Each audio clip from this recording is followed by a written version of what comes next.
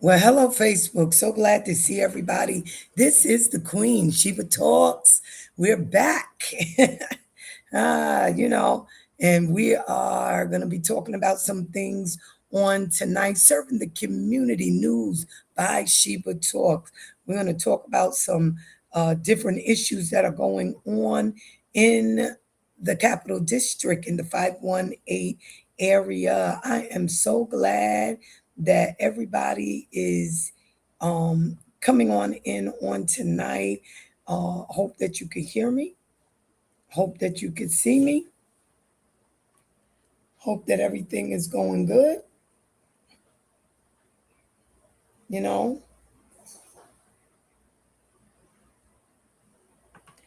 you can share the live. You can share the live. You can, you know,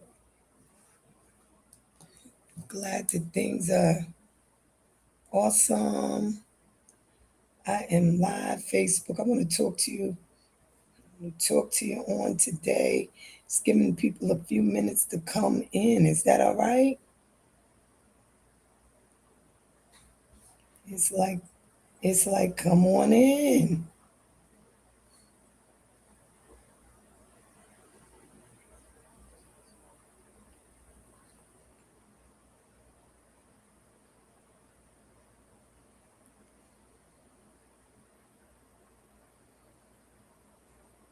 Talk on tonight.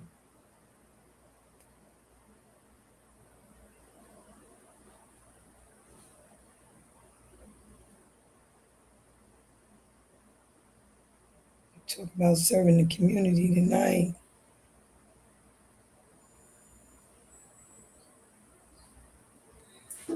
Talk about serving that community and the importance thereof. Greetings to everyone on tonight. I want to say hello to the co-host, no other than Ingrid. We are so glad to have her in with us on tonight. Why don't you greet the people? Well, hello, hello, hello. Thank you so much, Dr. Sheba Brown, for having me on tonight. It's so good to be with everyone. We're going to have an exciting show talking about some current events and see where it takes us.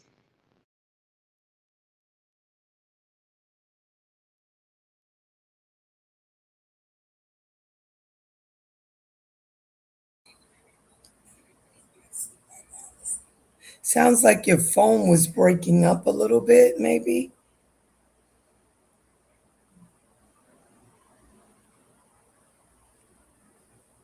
Sounds like your phone was breaking up just a little bit. Not too much, but just a little bit. You know,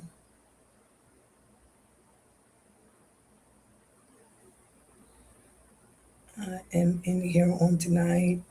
It's such a great honor to talk about some things. We're going to talk about some things, if that's all right.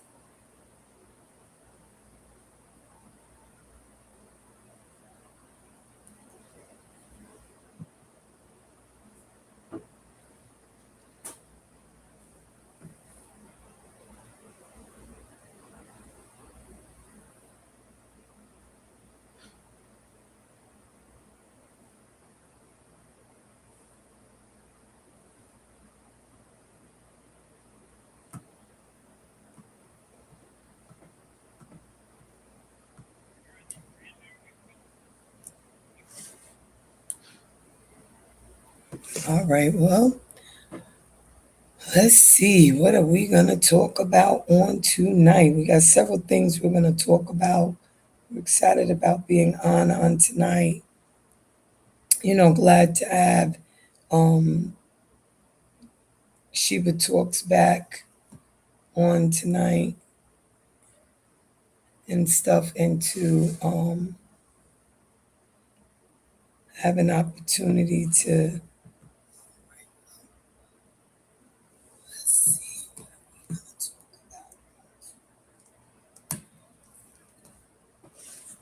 What's going on? Is that all right?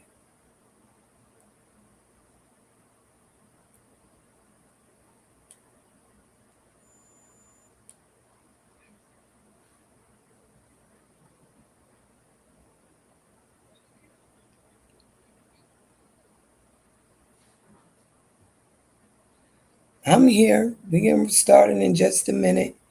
Just setting some things up.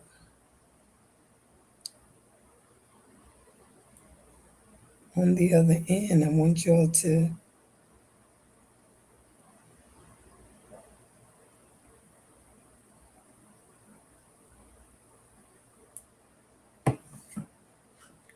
All right.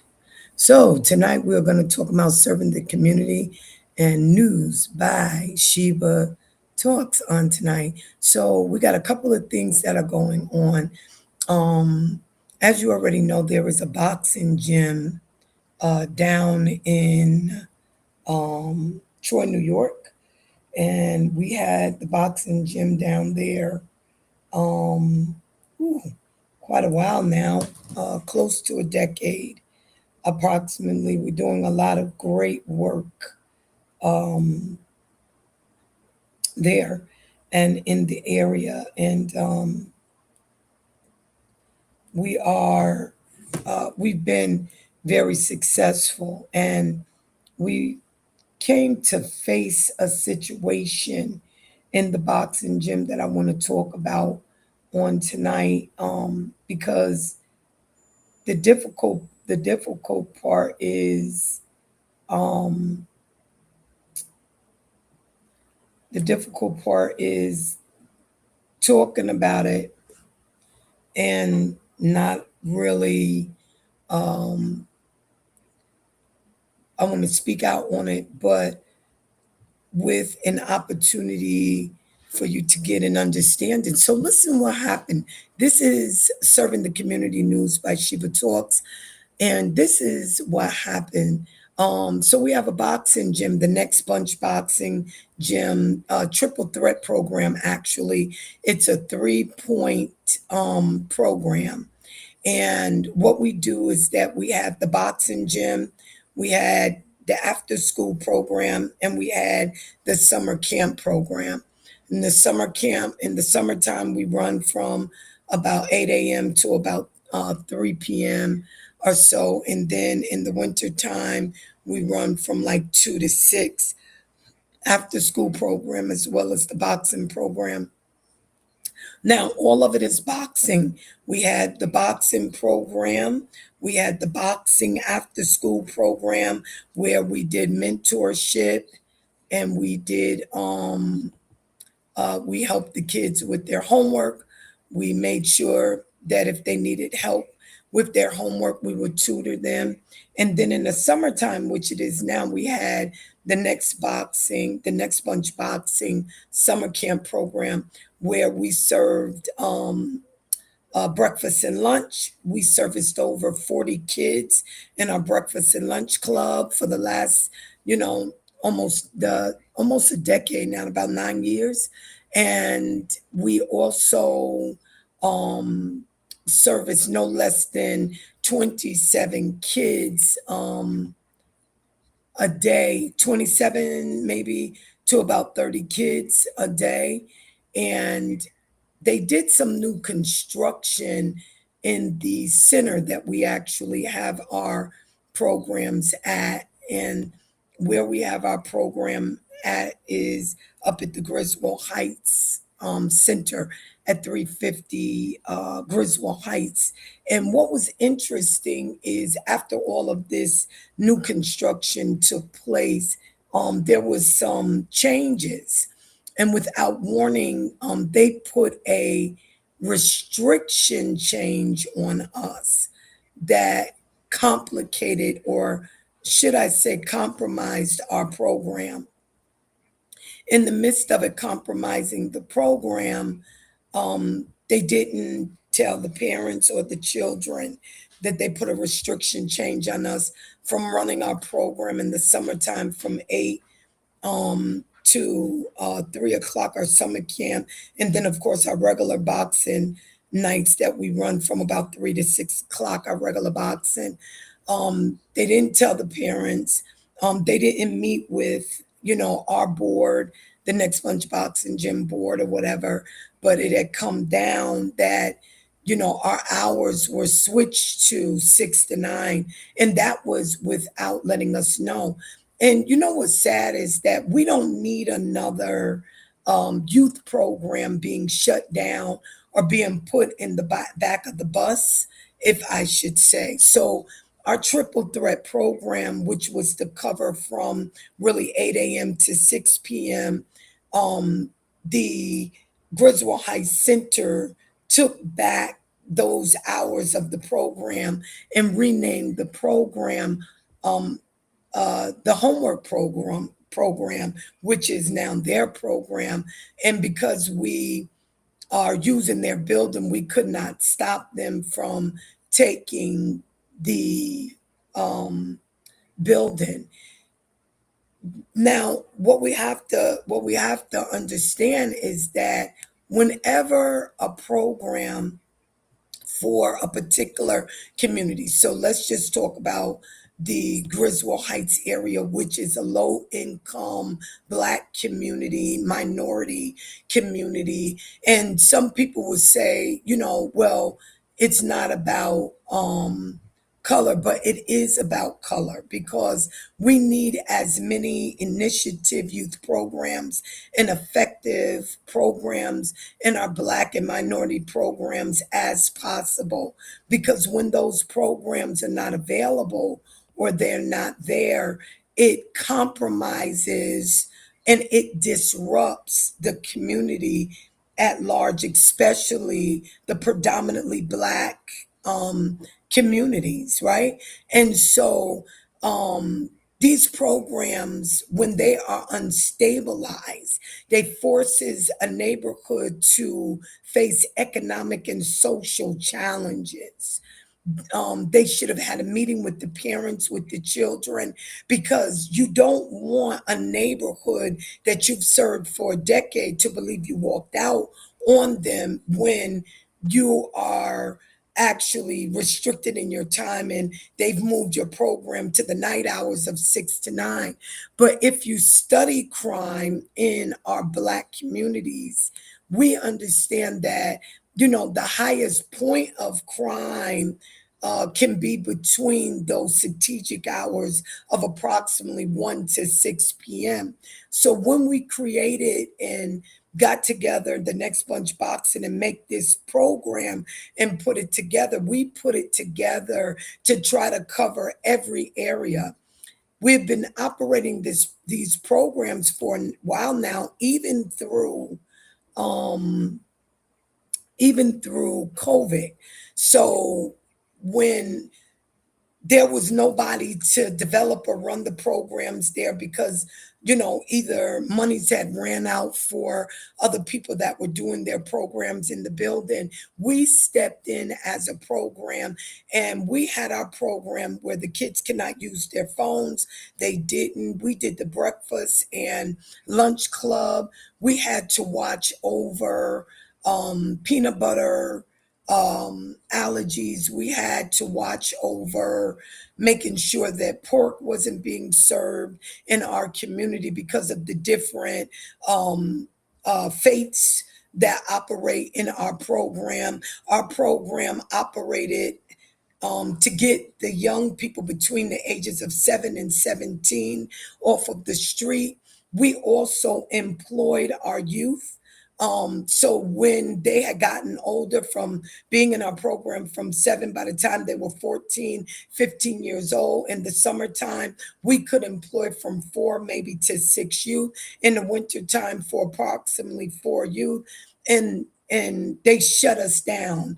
They won't allow us have um to have any youth employment.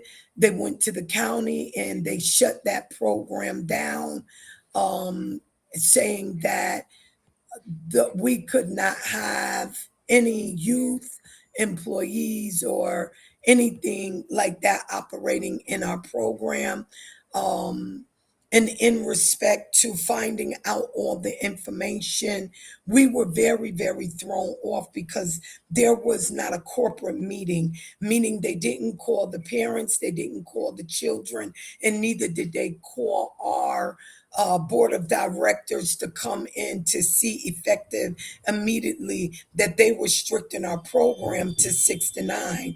In them restricting our program, what they did is they shut down the next box summer camp program and the next bunch box and camp program and the next bunch box and after school program. All of the programs that we offer to our community was very vital because our young people need safe environments, they need structured environments, they need supervised environments, and they need athletic discipline. We were building character, confidence, and leadership in them. We were working with the children along with their parents and their families, and we had a reliable program that if the kids were having a hard time in school, that we would begin to talk to them, tutor them. We had volunteers coming through in order to make sure that this low income neighborhood, who is predominantly our minority community or black community, is at a high risk to move a program that has been operating in their area for almost a decade. When you remove a program like this out of a low income neighborhood, a high risk develops because because our program reduced gang violence up to 60%, whereas now, because they restricted the program, gang recruitment normally, according to statistics, will increase. The summer youth employment program being reduced, or at this point not being active at all for the youth to work. When the youth were working with us, they could come back from 14 to 18 years old and walk with us. It reduced violent crimes by about 45 to 50%. But with our program being restricted to 6 to 9, we know that the violent crimes are going to increase by 40 to 50%. So when you have a black based program that is sitting in the midst of a black low income neighborhood and that program is restricted, it restricts and causes a high risk in our communities because their support system has been taken from them. It is not about the fact that they developed another program of their own to put in place of our program. It is about the fact that you have children in our program that have been with us since they were 7 years old. And when you move a triple threat program that brings down statistics, crime is brought down, gang recruitment is brought down, gun violence is brought down. And I have to speak out because it's not about them placing another program there. It is about that the next Bunch boxing program was designated and then interrupted in our operation in a facility and in an area where we were trying to bring crime down, but also to give our black community an opportunity to function consistently with safety, structure, youth development, homework support, mentorships, anti-bullying support, community events and workshops. And I'm speaking out because, for them to shut down and restrict the program that has played a major part in the community, it can cause a mental health check in a low income area. So the kids would come in and they would box, they would work out, they would play all types of board games. They put their phones down. We refocused their attention on engaging with each other so that their social skills could become better. A program like this developed character development and conflict resolution. And we also had leadership sessions and mentor sessions with them that even the parents were involved in our program. And they restricted us to only 3 hours, 6 to 9, taking over the other hours of our program, implementing their program. Now, the limitation of this being done, what it limits in our community is we can look for youth losing access to after school supervision, but by a Black mentoring program. There is not a lot of Black mentoring programs in our communities. And to have a Black program that is servicing 40 children in our breakfast and lunch club, 27 to 30 children every single day, Monday through Friday, in our after school and boxing program. This program, losing its hours, operating from a full day of development, is going to impact our community. It's not going to impact the community of them that are coming in with their program. The reason why we operated the way that we did was to maximize the thinking of our young people in our community, to tell them that we had developed a triple threat program that was designated to bring under conflict, gun violence, the kids being in the field, bullying each other, fighting each other. It is important for Black programs like the Next Bunch program to be recognized in our Black communities, to stop some of the violence, to stop some of the bullying, to make sure that our young Black children are given the education that is needed on the levels by which our communities actually operate. We had a homework program, mentorship program, and I was very, very shocked when the information came to us. Our program reduced youth loitering. It reduced youth violence. A matter of fact, even the complaints in the community had decreased because the kids were occupied. We gave the kids a safe place to come, and they could identify with the program that had been with them for a decade. So where some of the parents sometimes can't get their teenagers, 14, 15-year-old, under control, the Next Bunch boxing program had the ability to be able to get those kids under control and to reason with them. That's why the violent prevention program that we had in place was able to help them, instead of using violence, that they would use reason. The center's restriction at 350 Griswold Heights in Troy, New York, that restriction is going to cause an increase of violence by 22% plus 40 to 50%, meaning increase in violence in our community by about 70%. Restricting the hours in this space, if you go and do the case studies, even taking the sports program and moving it to 6 to 9, it will bring down, it will bring up. See, our program brought down juvenile arrests by 39 to 49%, whereas now we are dealing with that what we reduce now increasing because this sports program has been restricted to 6 to 9. That juvenile arrest will go up by 39%.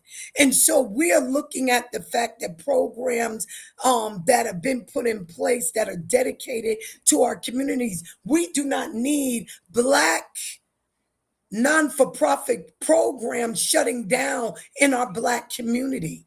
In the Troy community, we don't have a lot of Black programs, although we have several different programs in different areas of Troy between Lansingburg and stuff. But our program was the only Black program sitting in the midst of a low income neighborhood, servicing from 27 to 40 youth every single day. To now dwindle, that attendance is going to decrease. And because of that participation decrease, it is more than likely that they will have more violent incidences up there in that particular area by at least 43%, according to statistics, right? So our designated operations system not only was restricted and changed without a meeting, because we should have had a community meeting. We should have had a Griswold Heights Community Center meeting, but they never told the parents. They restricted us very quickly. We didn't even have an opportunity to really get to talk to our youth and the parents. And so the solution and the plan that they came up with for that center removed us and restricted us to less hours in an area that really needed our program. And you know, I got my co-host on here who is also a part of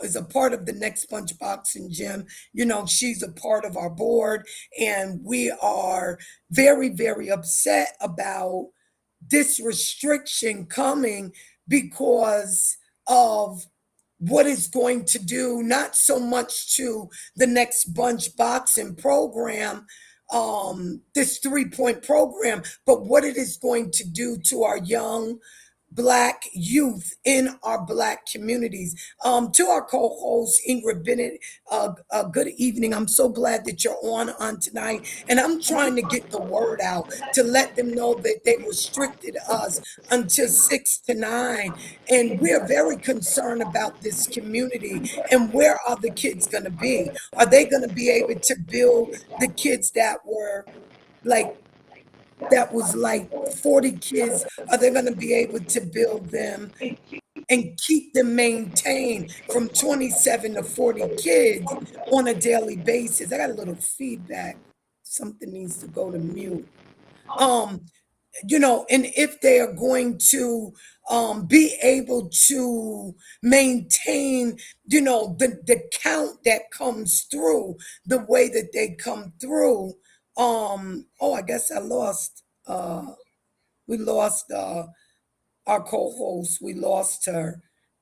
She's no longer in the live. But, you know, in respect to oh,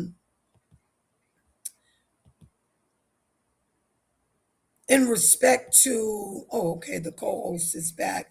We thank God for that. In respect to co-host, can you hear us, Ingrid? Yes, I can. Oh, wonderful.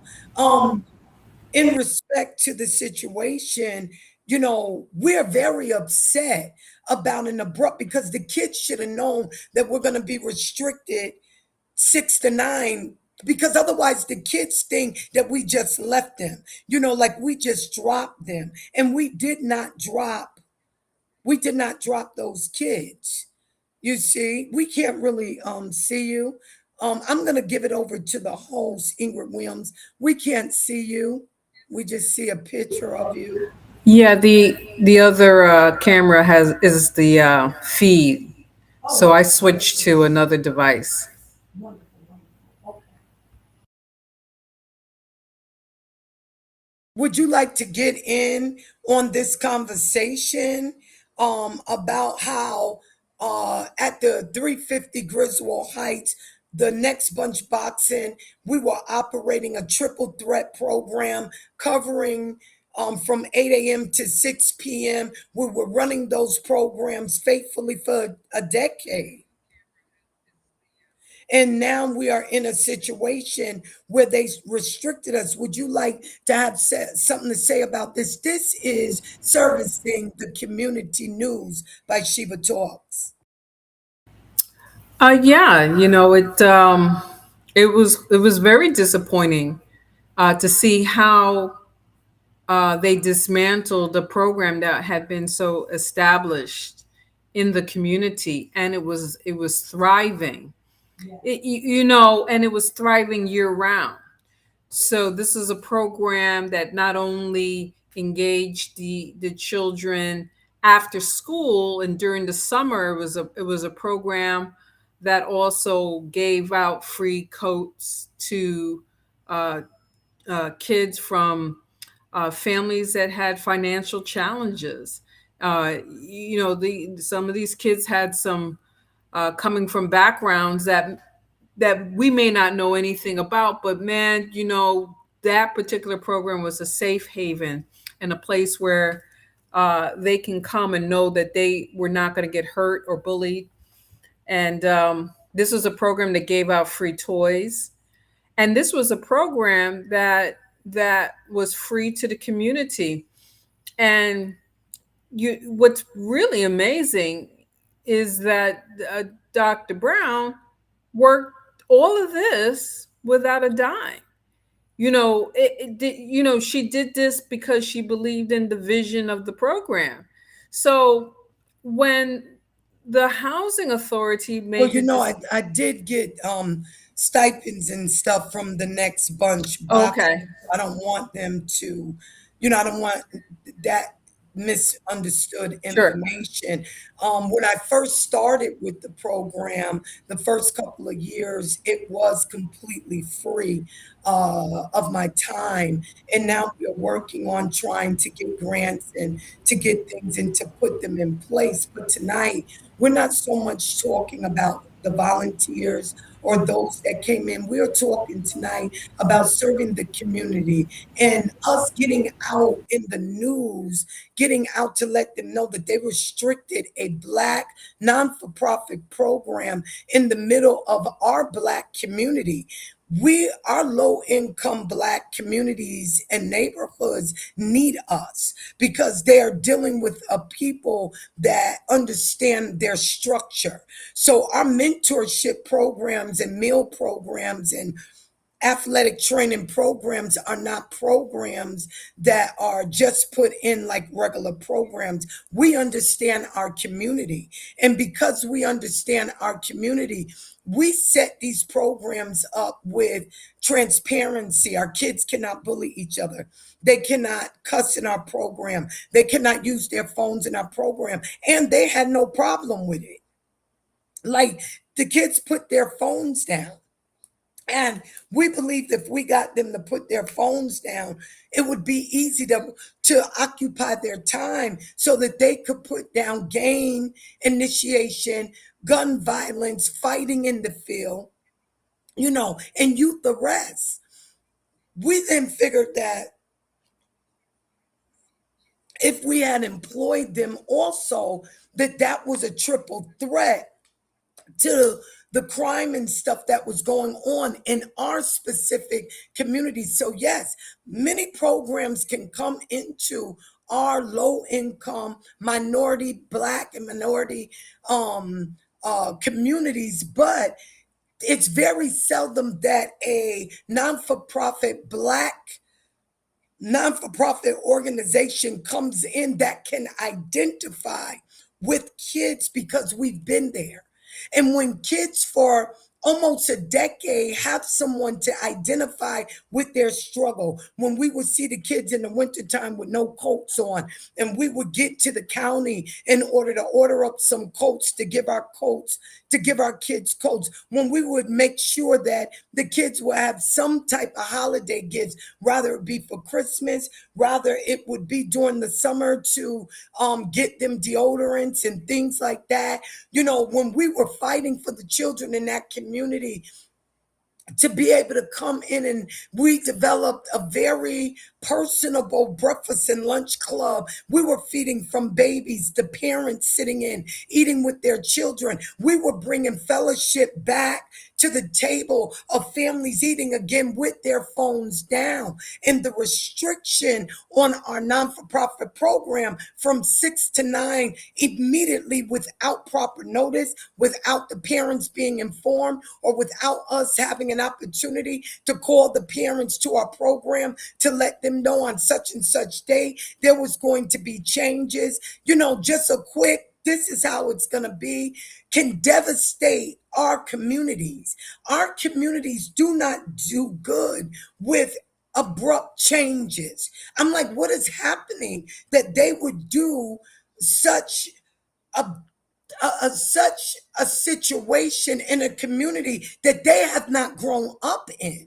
See, you haven't grown up in these communities to know the struggle of the community. Those that have grown up in Black homes, single parent Black homes, drug infested, gun violence, gang initiation, anti-bullying, not even anti-bullying, but being bullied in our communities, hiding, running home because you don't want to get jumped by schoolmates. And then all of a sudden, there is a non-for-profit Black program that's watching outside the doors, watching inside the doors, and us being put in a position to be moved like that is purpose to bring the percentages of crime in our youth up and not down. Co-host, I'm gonna let you jump in on this because this is a terrible thing that has happened. Yeah, absolutely, and it saddens me because young people are very vulnerable, and stability is linked to success. And this program was incredibly successful, and it was successful because it was very stable. The hours were stable, the supervision was stable, the maintaining the policy for the program was stable, and the kids loved the structure and thrived in it, and learning how to interact with one another, and to snatch the program like they did, as if there was no impact.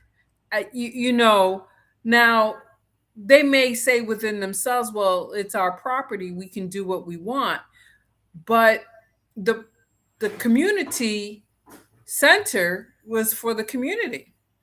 And to implement a program in the same hours that the next bunch was operating, and not give any indication that there has been a transition, um, speaks volumes, because they understand that, because it's important to communicate, the assumption would be that if the hours are the same, then they wouldn't really notice any difference. But there, you would notice the difference if Dr. Sheba Brown is not there. You know what I mean? Like, because they've identified stability with the founder, Sam Bunch, and the co-founder, Dr. Sheba Brown.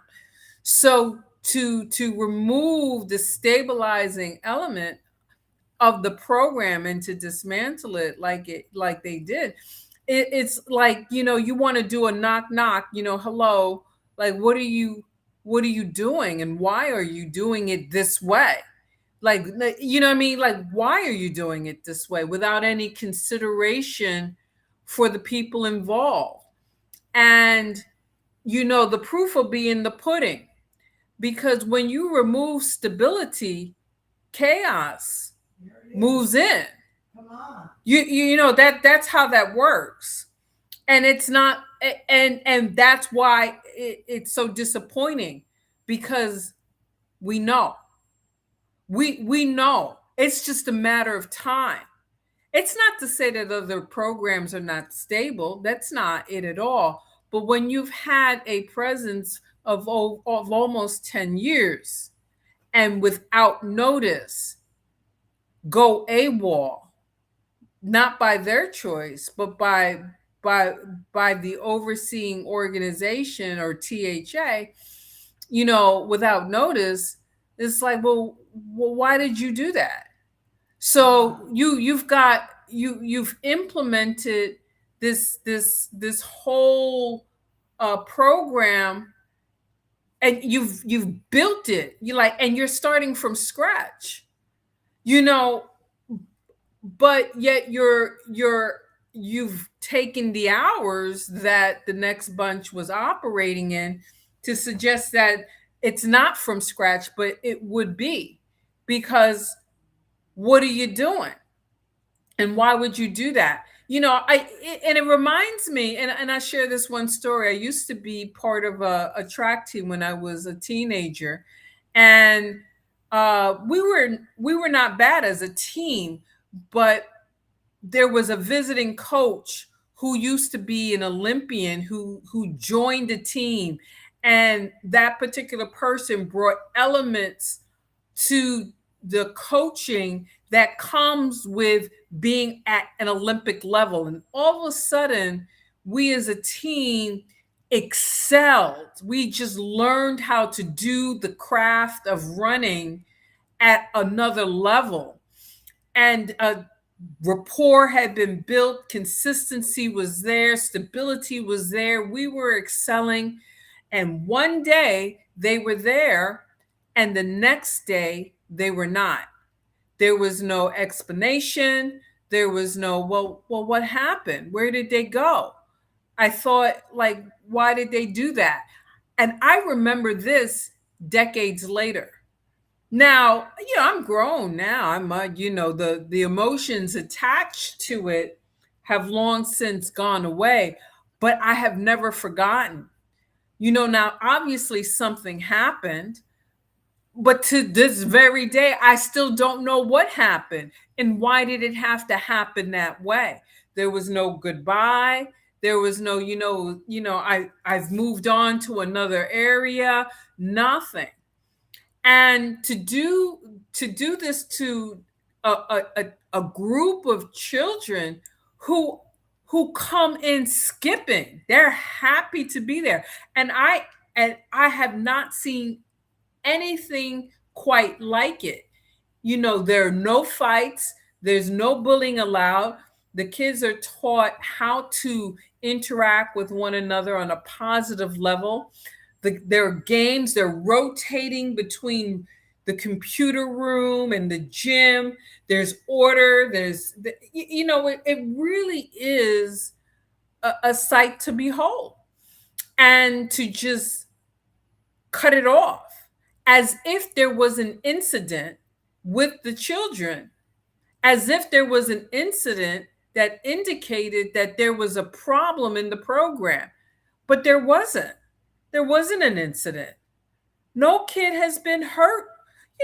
Skips and bruises, the things that happen with kids, there's nothing out of the ordinary, and so I am personally befuddled.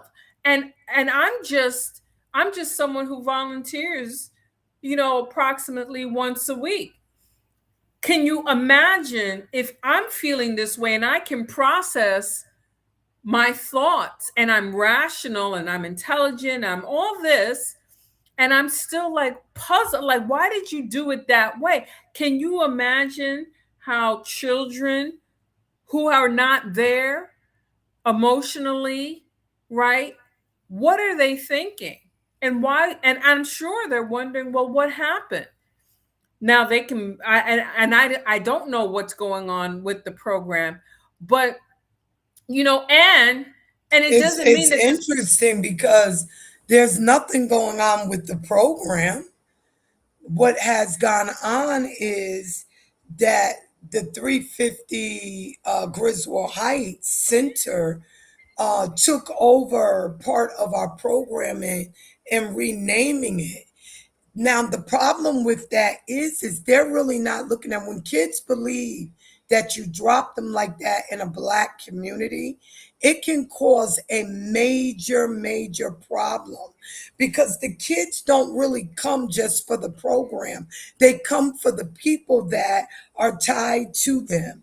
So for example, when you look at our program, a black program, which is in a black low income community. where our youth are limited in services anyway. We don't need to be restricting those programs. Our communities are predominantly where you have Black and minority in a community, low income, poverty in a community. You're going to have juvenile crime peaking. The highest hours of juvenile crime is between 3 to maybe about 6, 7 o'clock. Youth in low-income neighborhoods experience high risk problems when programs are restricted and when programs are removed. Why would you remove or restrict the program when the building was big enough for us to share areas of it for the safety of our youth so they wouldn't become juveniles?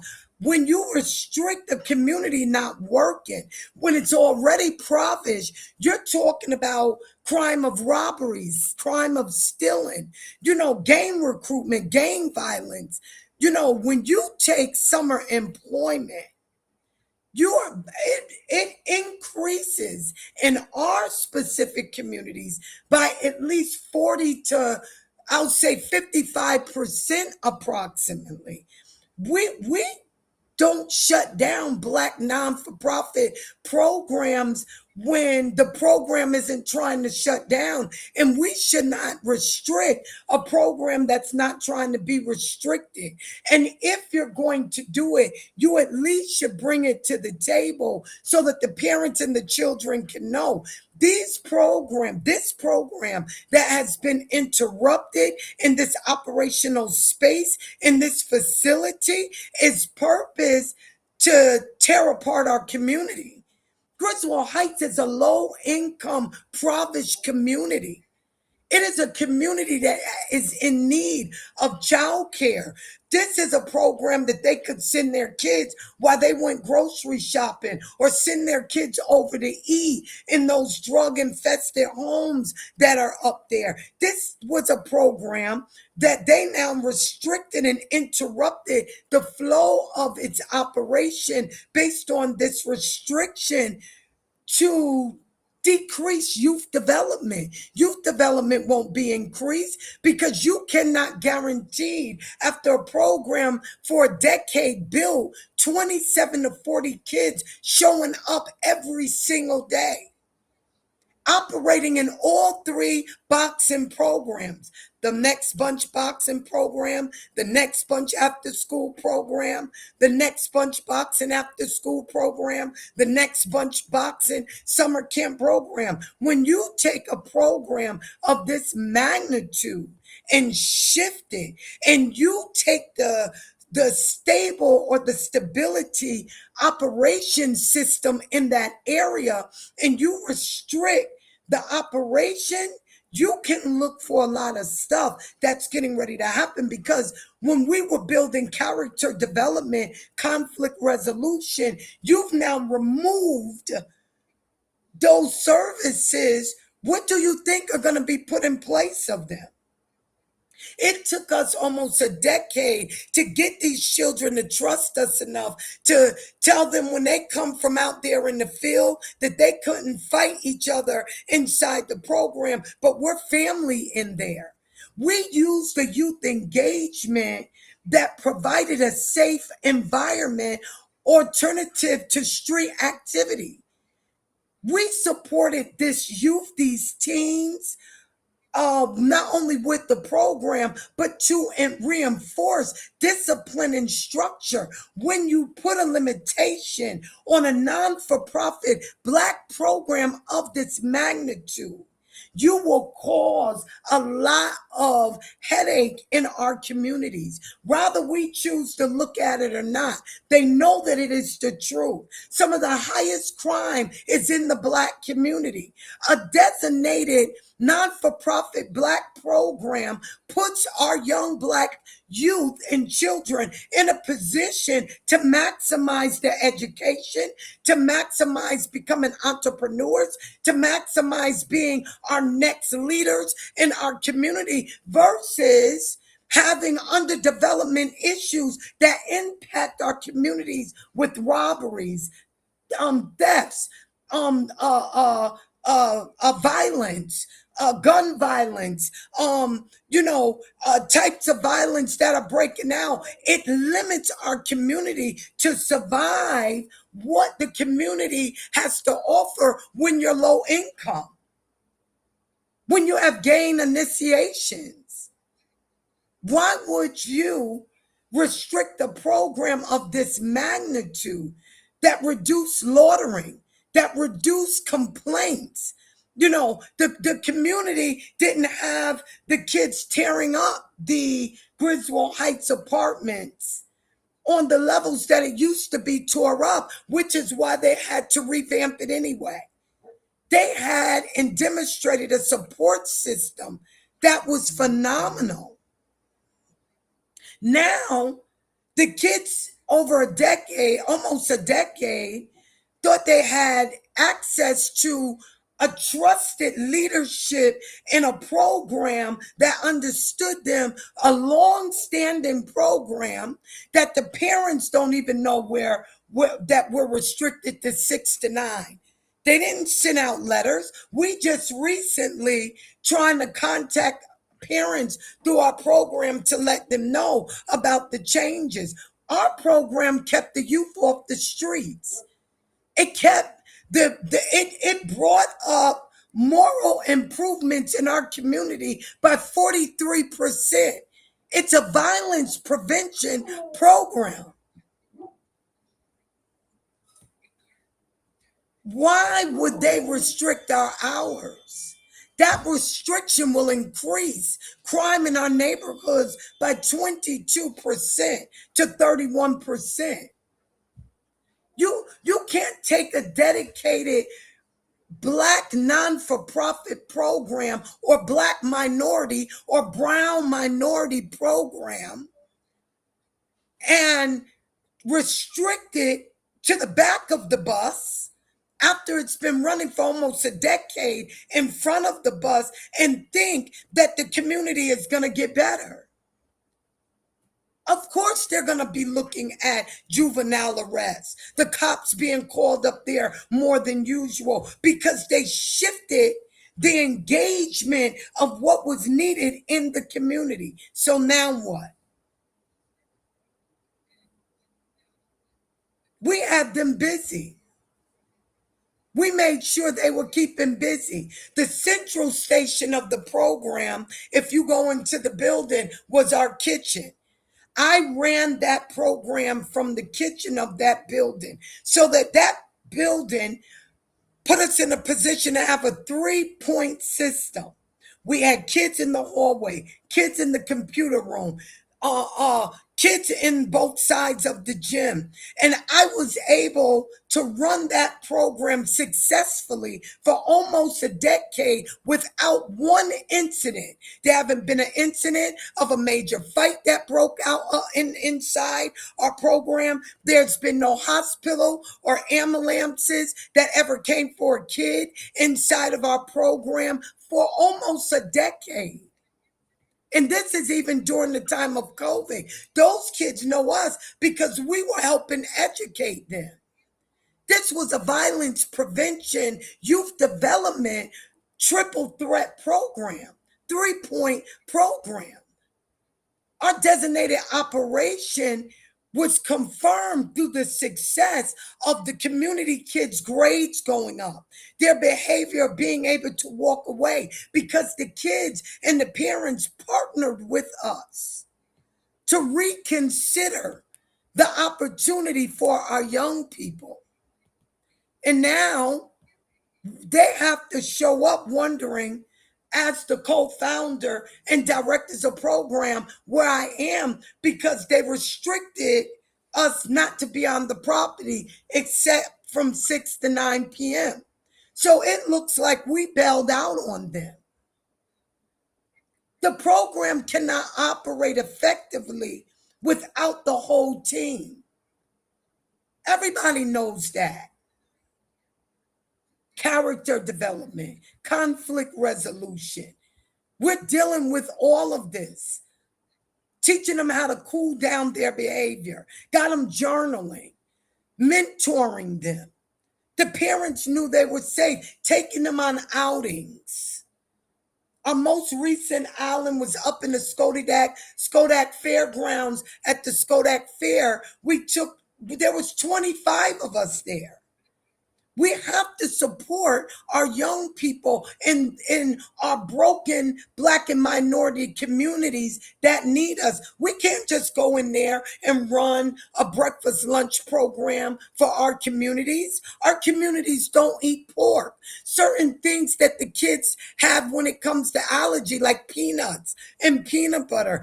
You can't change a breakfast and lunch club abruptly when none of your staff has been in training to even know how our Black community, minority, Black and brown and minority community runs. And now you're getting ready to hand out food without them even knowing that you might be handing them pork.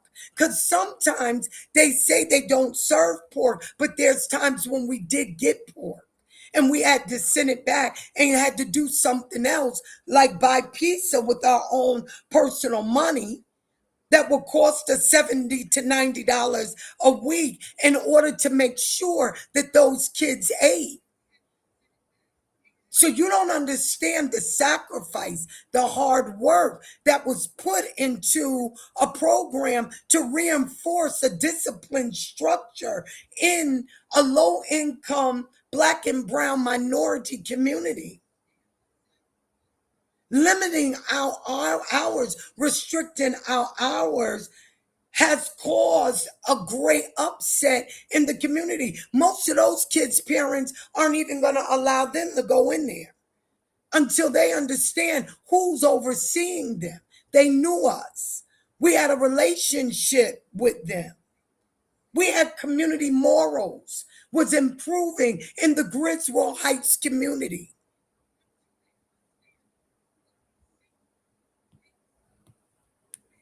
Co-host, I'm going to let you get in here. Yeah. And it was clear that the rapport and the relationship had been built. And one of the things that was established, at least from what I saw, was really furthering their character. And, whatever you learn in one place will transcend and trickle into other places. So we understand, right? Before things were situated, at least from what I remember, because you didn't really have incidents there. The kids are going through their struggles. Sometimes they'd say, I had a real rough day. I had a rough time. And they would talk about it, I imagine, with Dr. Sheba Brown, who would hold confidentiality, because I don't know their situations, right? But, they'd come in and they would not be allowed to operate in their emotions in such a way that it would be destructive. So if they could not be destructive emotionally, then they were learning how to be emotional constructively. So they would be able to take that with them after they left the program. So the question is, I'm like, well, why did they do it that way? Like, why did they just rip it out? Like rip the band, like why did they do that? And they're the only ones that know, you know. But now the kids are left with, well, what happened? Where'd you go? You know, and this was a program that was clear. The hours were set, the activities were expected, and it was always fun for them, right? While at the same time learning how to engage with each other properly. Now, these are skills that are transferable.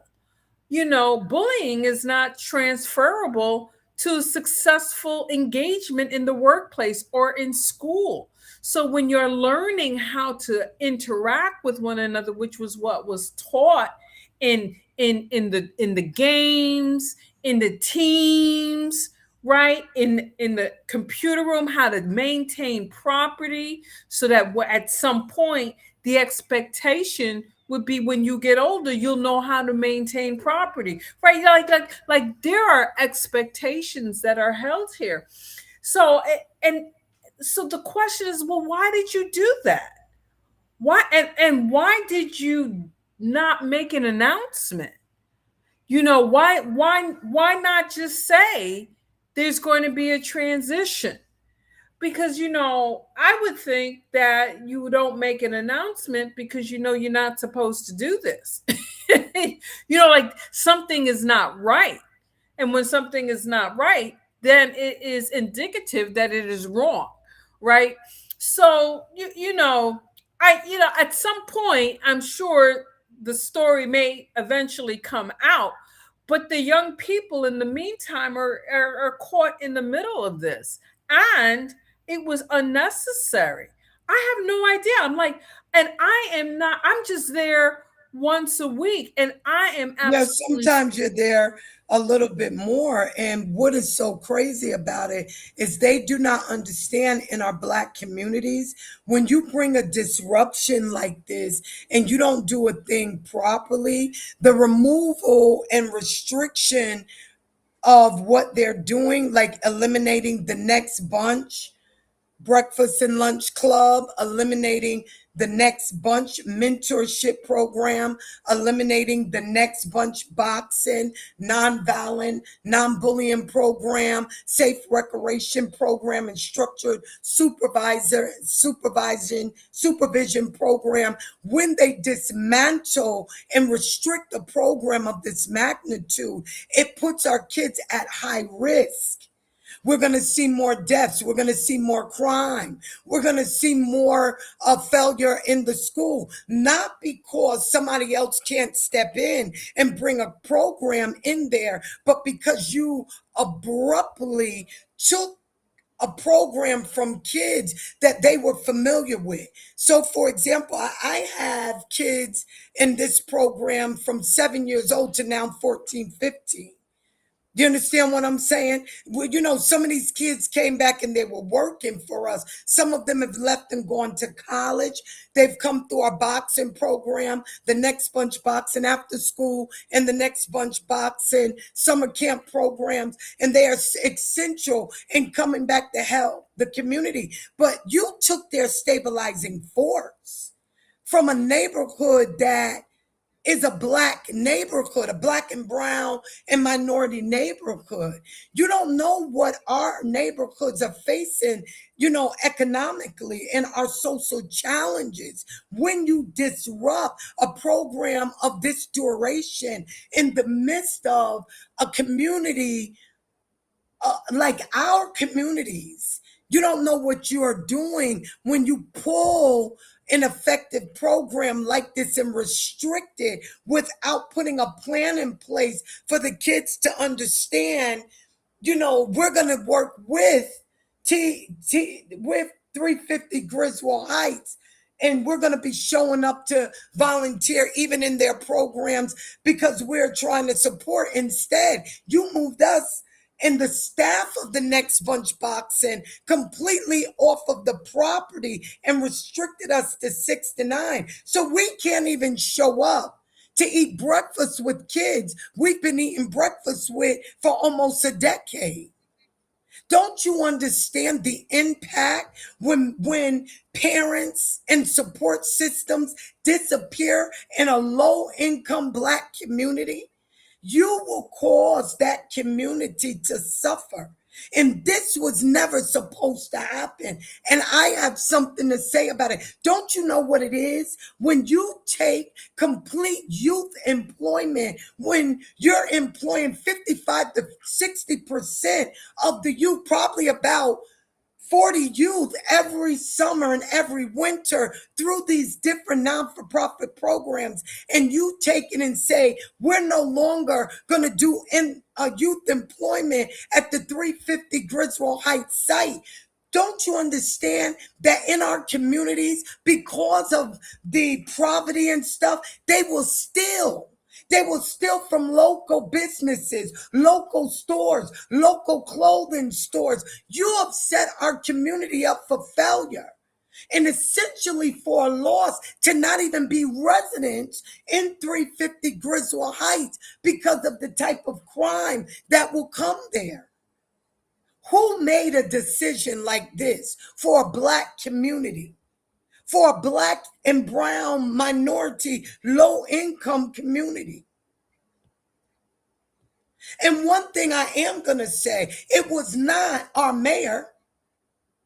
It was not our mayor, Mayor Montello. She stands with non-for-profit organizations and is setting them up all over the city. She probably doesn't even know that this was done to a non-for-profit organization.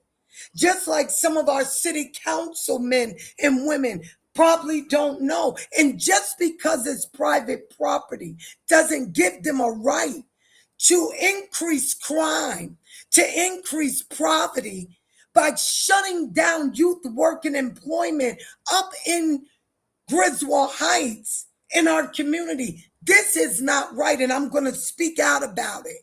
And every day I'm coming to social media until somebody hears what happened to the next bunch of program, boxing program, and what they did to a low income black and brown minority community by snatching out a non for profit program. The parents didn't have to pay for childcare. They didn't have to pay to worry about where their kids were going to go after school. Some of them kids, we were taking them off the buses. And the way they did this thing is insulting too. And I'm hoping that every parent in Griswold Heights, I'm hoping that they will organize a parent union to say this cannot happen to our children. Yes, Next Bunch will be offered another place to run its program, but we were in the heart of a community that needed us. Where are the school teachers that know that their students was getting better coming through our triple threat 3-point program? The things that we were doing, everybody cannot come in and do. Why did they disrupt a predominantly black and brown minority community? And now they got to rebuild everything slowly, meaning these kids are going to be in the street. These kids are going to be doing things that they ought not been doing. Don't they know a type of interruption, an abrupt interruption like this? Reducing hours, even if they open up the center themselves, those kids are not just going to show up. They're going to come in there and say, things are different in here. And before you know it, there's going to be a falling away in the black community. And the kids are going to be occupied with getting into trouble. This is not right. Why did they destroy the access to a safe structure? The Next Bunch boxing program was access to a safe structure for our children.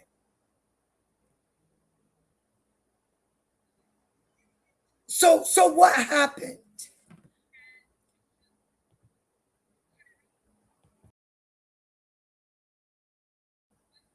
I'm giving it over to our co-host.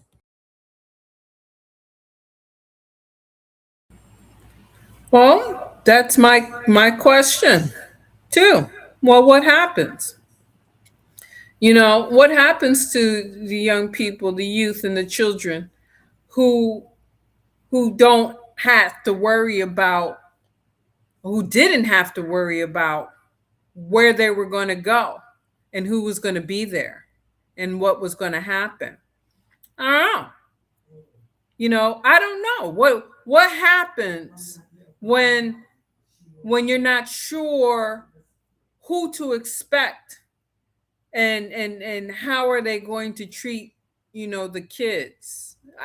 I don't know what happens when you're a family that doesn't eat pork. Do you know the offense? Like, this is a culturally sensitive issue for families that don't eat pork. You go on and slip pork into their food and they find out about it. Let me tell you something. There is going to be an uproar. They haven't ate pork a day in their life. You go ahead and make the mistake and think it doesn't matter. Yeah? Go on and don't be careful with peanut allergy, peanut allergies. Go on and just and not be sensitive. I would watch Dr. Brown go through the date of everything that in terms of food and drink diligently every single day when I was there before March of this year, and for some time period. Working with me almost a decade. Right? And now I'm there, once a week, but there was a time that I was there every day. And I would see her diligently go through the dates, make sure everything was right, pour out what was not right. You know what I mean? Like every single day. And put that demand on the staff to be equally as sensitive concerning the food. And this is very important because you don't want your kids to be fed anything. And you don't let them find out that you just handed them anything. You know what I'm saying to you? And this happened because it was a community that is poor and impoverished. Because that would not have happened in a middle class. It just wouldn't happen. You'd have seen a memo. You would have seen a memo. And because a memo would show some level of respect of the people that are participating in the program. Don't let it happen that one of these kids, took it upon themselves to address another kid in a destructive way, in a bullying way, and it wasn't dealt with appropriately. You're going to have parents take things into their own hands. Like, this is just a natural course of response when you don't like how your kids are being treated. And you just rip out a program that had this all structured and in place, right? So that's an excellent question. What's going to happen? Right now, the next bunch of programs, that program has not gone away. It's just not operating at the times of 8 to 6 like it was for almost a decade. Right? So, I mean, I don't know what they were thinking. Like, why did you think that? And it is clear that you did not have a conversation with someone who is a part of that community to say, you may want to do things a little bit differently because there's going to be an aftermath. Not because there's an expectation and hope that things kind of don't work out for you. No, that's just par for the course when you remove something that's stable in the lives of people and give no explanation. And there's an and to that. And you give no explanation as to what happened. Like, none at all. As if the program did something wrong when it did not. Or the leaders of the program did something wrong and they did not. Like who does that? They do that. But who does that? The thing is, they don't understand the importance that if you don't pay attention to food, you could feed somebody's kid the wrong thing. I was very, very strategic in making sure that our kids were not fed the wrong thing. The requirements of Next Bunch was to run a program that was going to give our communities a different type of development opportunity. There were kids that didn't even like each other that became cordial to each other whenever they are in the building. You got to remember when I met these kids had never even played I Declare War or a Sorry game or, some of the games like bingo and stuff that I would play with them. You have to understand that these kids, they were kids that, their parents work a lot. A lot of them was coming out of single parent homes. Many of them were different. And you had kids that were bullying, body shaming. But when they came into our program, we would do leadership meetings with them to let them understand that they were all leaders and that leaders don't behave like that. We had some of them that would be hot headed, but they would just storm out and come back the next day. And the power of the program increased this program to us serving breakfast to 40 kids every summer for almost a decade. How do you take the next bunch breakfast and lunch program and restructure it into being yours when it's not going to guaranteed because they don't see me there? Y'all won't allow me on the property even while you're running it. How can you tell me that I can't even bring my own children to get free breakfast at a site that's serving breakfast? Now, co-host, tell me that's not crazy. I was just thinking that is so crazy to tell the co-founder of the program, not only can you not be there, your children can't be there. This is a public, like can you do that legally? You know what I mean? Like this is some brassy moves. They're like this is a They move that they has They brass said attached to they it. said that I could not even come to the property until between the hours of 6 and 9. But the breakfast and lunch club is open to anybody from anywhere. You don't have to be a resident of Griswold Heights. You don't have to be a resident of Troy. They have breakfast sites all over the Capital District to feed whoever is hungry. This is some of the most bizarre, unethical stuff that I have ever heard of, ever. This is crazy, though. So Wow. if I have a group of children that live by me that I could bring up to eat breakfast and lunch, because I'm not allowed.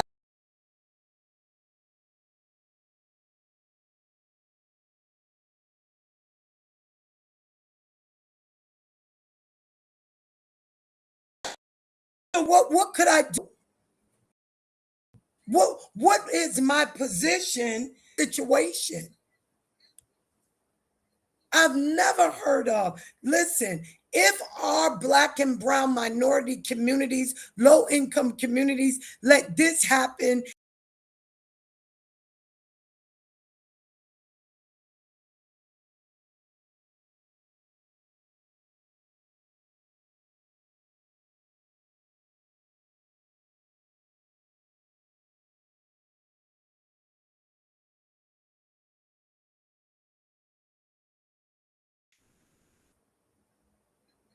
how do you do that? If I don't speak out, y'all won't employ our community, Black youth. You you won't employ them.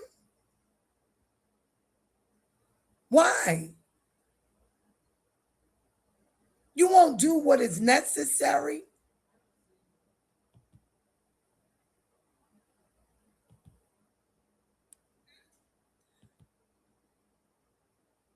Yeah, my Wi-Fi was acting up a little bit.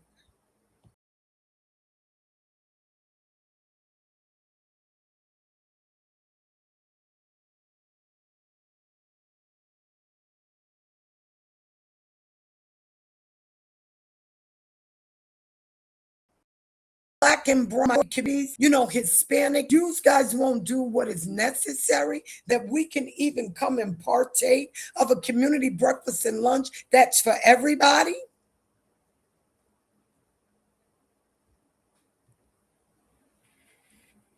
It doesn't make sense. It doesn't make sense. I'm speaking out. This restriction that they put on a not-for-profit Black program that has been in their facility for I don't know how long, almost a decade. We've had kids from 7 years old. We got pictures of these kids being as high as the table, and they're now 14 and 15 years old. Told them we could employ some of them through the summer camp program. To now, there's no youth employment program for 350 Griswold Heights. Come on, y'all. This is no good. This is not a good situation. And I am going to speak out. I'll be back tomorrow, and I'm going to speak out every day until somebody says something about a situation that's not right. Our young people are dying in these streets because they're shutting down effective non-for-profit Black programs that are sitting in the middle of Black impoverished neighborhoods. That's why Griswold House is a low income facility, campus, apartment campus.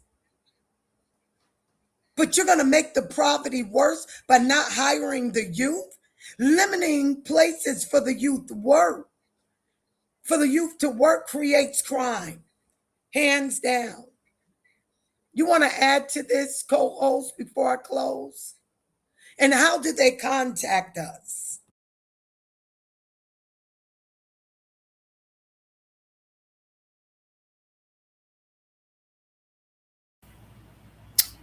Yeah. I mean, there was no contact outside of "don't come back." That was the contact. That was the message. That was the policy. And it's interesting because now I'm thinking, you've got all these other programs that are involving other agencies. If you didn't communicate to the people that were running the program, which was the Next Sponge Boxing program, then it's an indication that that may have been done with other agencies, as if the Homework Club and the Next Sponge Boxing are the same thing, and they are not. They have nothing to do with one another. In fact, I remember being there thinking to myself, oh, well, what is this Homework Club? Okay, well, I guess they'll be sharing the space. To come to find out, there's no sharing at all, you know, and there is no explanation at all. There is no, well, what is it? And why is it necessary when there was homework already being taken care of? What is the vision? The vision was very clear with the Next Bunch, which is why it was so successful. And success comes from there being a level of interaction and fellowship that is absent toxic interactions.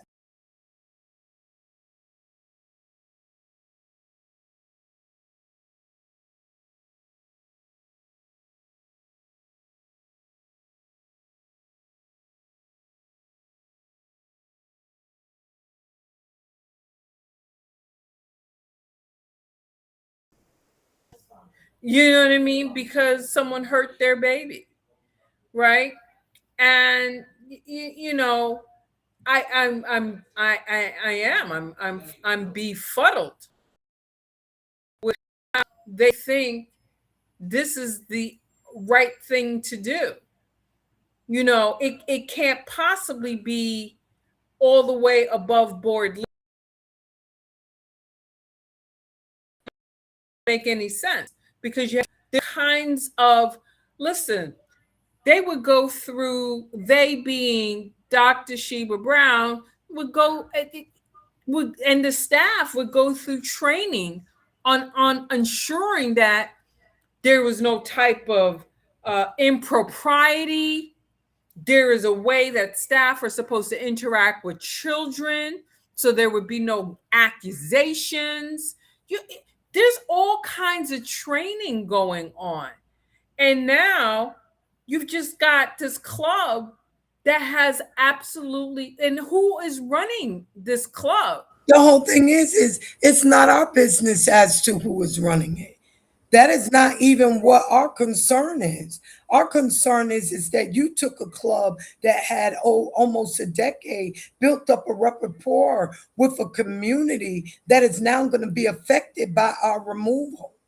You took over a program to rebuild it because you think by not telling the parents and not telling the community about what you're doing, you think that that was going to put you in a position to just take over the program, the children, the hours, and then you give a letter and say, well, oh, even if you live in Griswold, if your kids don't sign this permission slip, they can't enter into the building. Why not come together and tell them the truth? That you're going to take the hours of the next bunch boxing program and let the next bunch boxing program work with you to merge in the changes. Why put us completely out and cause the kids an injury and cause the community an injury? Their family is thinking that they're coming over to the next bunch program when they're not anymore. Those kids are going to the homework program. But why would you do that? Why would you use that method in our Black community? And I'm not going to not stop speaking out until somebody looks and say this thing is wrong, this thing is not right, and that this thing was done the wrong way. You don't have a right to let them kids think that we walked out on them when y'all restricted us off of the property. You see?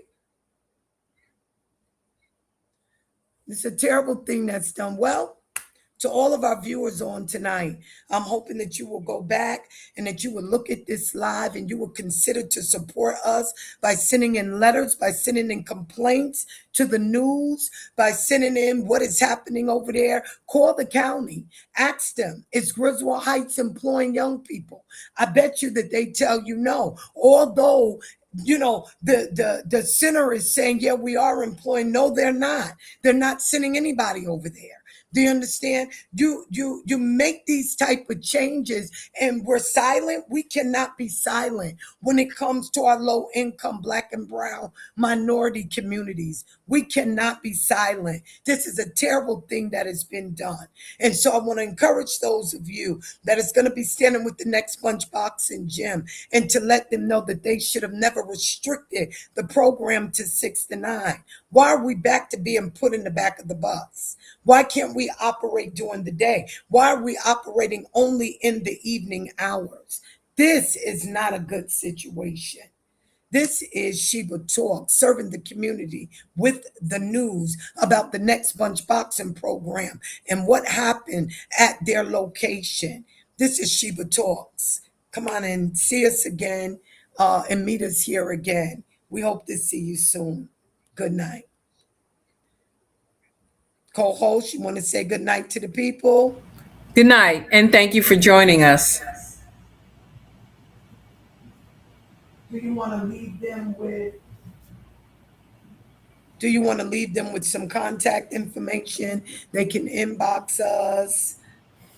They can maybe type in some things that, they can email us. Email Absolutely. us at Sheba Talk. Yes, SHEBATALK at gmail.com. You can inbox us and she'll give you a little bit more contact information. You can also email us through the website and the YouTube as well. Give them just your phone number and they can get in touch with us and we will call them back. Absolutely. Absolutely. So you can inbox us on Facebook. My name is Ingrid Bennett on Facebook. You can inbox Dr. Sheba Brown on her Facebook as well. The email would be Sheba Talk, SHEBATALK at gmail.com. You can also go to the website. That would be the www dot the-collaboration.org. Collaboration, COLLABORATION.org. And you can also visit the YouTube channel. And the YouTube channel address is at the collaboration 369. So THECOLLABORATION. So there are many ways that you can get in touch. You can also get in And touch. we appreciate them viewing in. You know, we've given them more than enough information. We'll be back on tomorrow. Anyway, we're going to talk every day. We'll be back Saturday. We'll be back Sunday, Monday, and we're going to continue. We know that it's the 4th of July, but we have to speak out about this because we cannot shut down youth programs or restrict youth programs, not when crime and gun violence and gang initiation is this high. Good night.